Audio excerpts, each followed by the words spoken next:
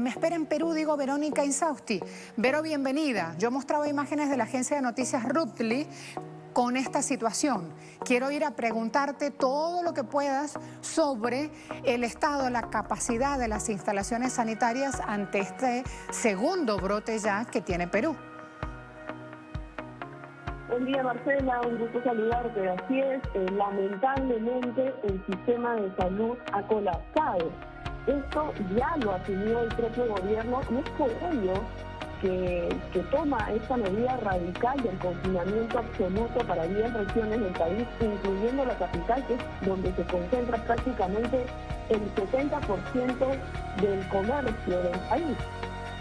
Esto, por supuesto, ha sido tomado por la mayoría de la población de una forma alarmante, porque como tú sabes, Marcela, el 73%, esa es la última cifra oficial que tenemos del INEI, el 73% de la PEA es informal. ¿Qué quiere decir? Vive del día a día. Estas son cifras, además, antes de la pandemia. Ahora, desde que inició la pandemia hasta la fecha, que han sido 10 meses, se han despedido a 3 millones de personas que estaban en planilla. Entonces, la PEA informal, me imagino que ha aumentado en este tiempo, y hasta ahora pues no hay cifras oficiales, pero con este porcentaje altísimo, el gobierno decidió enviar a casas a la población peruana. Entonces, acá hay un conflicto claro, hay una disyuntiva entre morir por COVID o morir de hambre. Si bien el gobierno ha anunciado, junto con esta medida de confinamiento absoluto, la entrega de un bono de 600 soles, esto es $200, la mitad más o menos del sueldo mínimo de lo que logra una canasta familiar, este bono único por familia se va a entregar a 4.200.000 familias, de más de 9 millones de familias que en el Perú. Igual con la vacuna, anuncia que llegan 1 millón de vacunas, creo que son dos personas, es decir, 450.000 personas van a vacunar de 33 millones de habitantes en el Perú. Entonces la situación es tan delicada que se ha tomado vida. Por otro lado, la población, hay convocado una marcha para el sábado, otra para el domingo. Ahora, curiosamente, estas marchas están convocadas por los partidos de derecha, que obviamente a ellos les interesa seguir el tema económico, prioriza sobre todo por el tema sanitario. Entonces, bueno, vamos a ver qué ocurre si se logra cambiar, como dice el gobierno, a las ollas comunes, a los comedores populares, si se logra abastecer de alimentos y estos bonos a toda la población vulnerable que estos 15 días, o simplemente esta población va a tener que acatarse a la desobediencia civil y salir a trabajar igual, porque es la única manera que puede llevarse un alimento a la casa en el día a día, Marcela. Muchas gracias, Verónica. Buenas noches, estimados oyentes. Este es un podcast realizado por los alumnos de la Universidad César Vallejo. Nos complace dirigirnos a usted. Los alumnos del grupo son Harold Marcos Guzmán García, Melo Agüero, Diego Silva Mendoza, Negreiros Mata, Pedro Tapia y José Ramírez. El tema que vamos a abordar es cómo fortalecer el sistema de salud en términos de gestión ante una pandemia, ¿no? ¿Qué es la salud? Según la OMS, la salud es un estado de completo bienestar físico, mental y social, y no solamente la ausencia de las afecciones o enfermedades, ¿no? Esta cita se hizo, ¿no? O se dijo en un preámbulo ante la Constitución de la Organización Mundial de la Salud. Y esta reunión se llevó a cabo el 22 de julio de 1946, ¿no?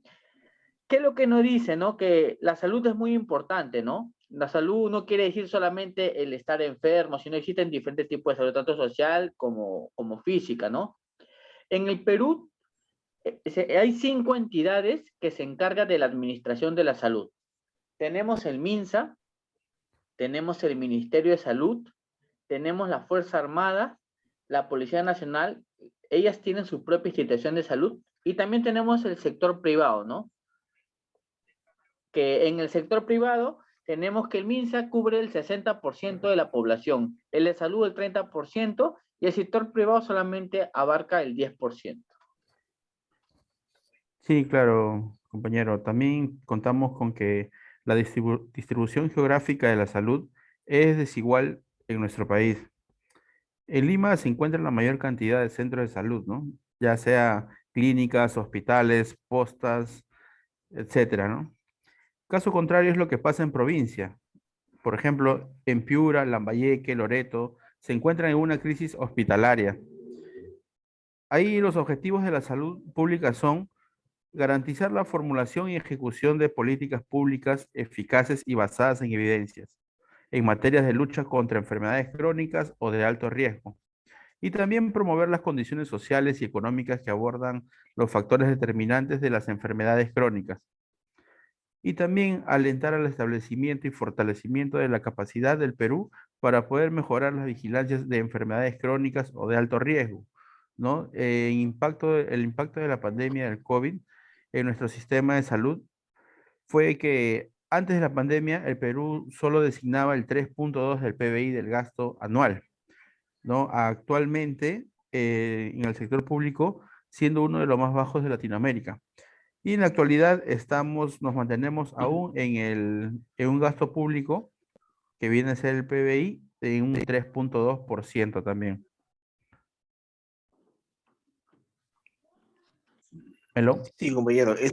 Es importante mencionar también que, que dentro de todo ello hubo pues una mala gestión, ¿no? Los presupuestos no se utilizaron con efectividad y en muchas provincias hubo carencia en infraestructuras y falta de materiales como especialistas capacitados. Cuando empezó la pandemia, nuestro sistema de salud colapsó, ¿no? En agosto del 2022 solo se tenían 1.606 camas UCI con ventiladores en todo el Perú, de los cuales solo se encontraban ocupados el 90.9%. Estas camas se distribuyeron entre las 5 entidades que se encargan del sistema de salud, pero cuando llegamos a septiembre, la programación del virus, la propagación, fue más alta, ¿no? Y como consecuencia, la tasa de mortalidad y letalidad se incrementó rápidamente. En la pandemia se pudo notar una clara necesidad de atención médica y mayor unidades de cuidados intensivos. En resumen, hubo mucha escasez de medicamentos, tiempo en atención largos, los cuales atentaba contra la salud, hubo mucha falta y estrategia y acciones gubernamentales sobre demanda de establecimientos de salud públicos y una insuficiente infraestructura y camas de atención hospitalaria. Según el INEI, para el año 2030, el Perú, de 31 millones de habitantes, va a pasar a tener 35 millones. Esto va a desencadenar que nuestro sistema de salud no se va a poder dar abasto y no podrá cubrir las necesidades de todos los peruanos. Si nosotros logramos implementar en nuestro sistema de salud el fortalecimiento del sistema de salud en términos de gestión ante una pandemia. Entonces, ¿qué deseamos con esta implementación? Bueno, constituir más hospitales para atender emergencias sanitarias. Estos hospitales deben de tener camas UCI, especialistas y una atención rápida para atender cualquier emergencia. También, implementar más camas UCI en los hospitales actuales. Capacitar a más profesionales de la salud, tanto en temas médicos como en el uso de las camas UCI.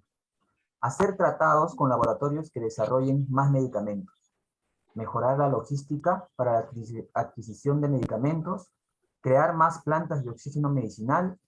Medidas más drásticas a las personas que se aprovechan de la necesidad de las personas por conseguir una cama UCI o medicamentos. Asimismo, que el Estado tenga el control de los precios durante otro acontecimiento similar. En una pandemia, el Estado debe cubrir a todos los peruanos en su tratamiento y hospitalización.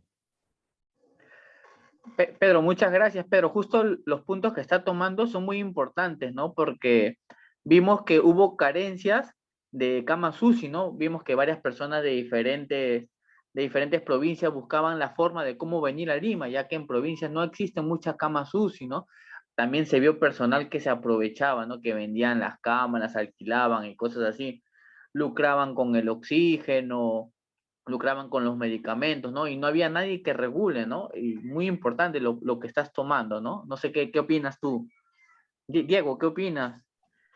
Sí, compañero. Bueno, y también se vio en un momento la ausencia de las autoridades por parte del gobierno en dejar prácticamente desamparados estas provincias que se vieron muy afectadas y por ende hubo muchas pérdidas humanas porque no hay el apoyo necesario prácticamente casi nunca. Bueno, si en Lima mismo el sistema de salud está bastante precario, pues en provincia es mucho más, ¿no? Y lastimosamente se pierden vidas humanas y todo esto hace más que una pandemia un desastre, ¿no? No sé qué opinión tendrán los demás compañeros. Sí, compañero, a mí también me llamó mucho la atención que en esa etapa de la pandemia se aprovecharon mucho de la necesidad de las personas, ¿no? Subiendo los precios del oxígeno, de los mismos balones, que de un momento a otro los precios estuvieron por las nubes. Y bueno, pues de verdad fue, no hubo cómo controlar esa subida de precios que fue tan informal, ¿no? Sí, sí, Efectivamente, compañero. compañero, no solamente tuvimos un déficit a nivel de gobierno en temas de salud pública, sino que también pienso que el pueblo peruano se sintió muy decepcionado con la empresa privada, ¿no? Ya que las clínicas, en vez de ser un aliado para nosotros, subieron sus precios, sus costos, y al punto de que una persona, pues, de clase media alta no pudo o no podía pagar esas cuotas de atención, ¿no? Entonces, yo creo de que no solamente se debería este, de hacer una buena gestión en lo que es salud pública, sino que regular este tema de la atención privada, ¿no? Regular el tema de los seguros, el tema de los precios de estas clínicas, pues que solamente lucraron en los tiempos de mayor necesidad. Creo que el amigo Jonal quería decir Bueno, algo.